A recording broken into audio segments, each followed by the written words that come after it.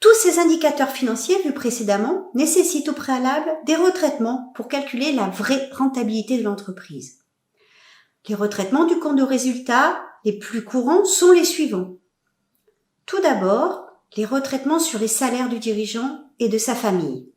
En effet, si un dirigeant se verse des salaires très importants, on pourra enlever ses sursalaires pour recalculer le résultat. A contrario, s'il est par exemple déjà à la retraite, on déduira du résultat un salaire normatif de dirigeant et les charges sociales liées. En effet, un repreneur va vouloir légitimement percevoir une rémunération pour son travail et cela va venir augmenter les charges de l'entreprise. On fera de même avec les avantages en nature du dirigeant, comme ses frais de déplacement, de restaurant ou de voyage. Tous ces frais qui sont souvent plus du ressort du bien-être personnel que des frais indispensables au bon fonctionnement de la société. Autre sujet de correction, on regardera de près les loyers pratiqués si les locaux appartiennent notamment aux dirigeants en direct ou au travers d'une SCI. Ces derniers peuvent être très sous-évalués et le dirigeant sera alors tenté de vouloir les relever au moment de la cession. Par conséquent, on corrigera alors les résultats de ces augmentations de loyer. Dans le cas d'une cession à un tiers, ce point sera alors un point crucial de la négociation entre repreneur et cédant.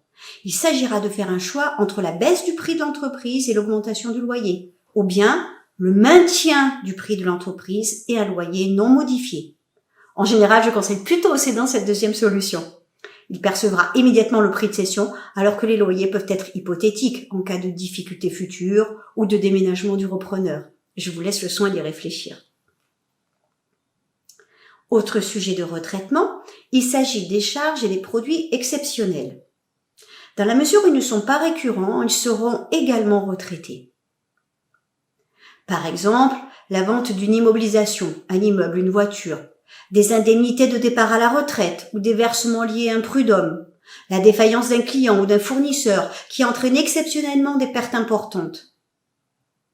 L'objectif, comme vous l'avez compris, est de bien appréhender la rentabilité récurrente de l'entreprise. Après les retraitements du compte de résultat, nous allons voir les principaux retraitements appliqués sur le bilan afin d'aboutir au calcul le plus juste de ses actifs et de ses passifs. Parmi les retraitements les plus courants, on trouve les retraitements appliqués au stock. En effet, un coefficient de vétusté sera appliqué certainement par l'acquéreur.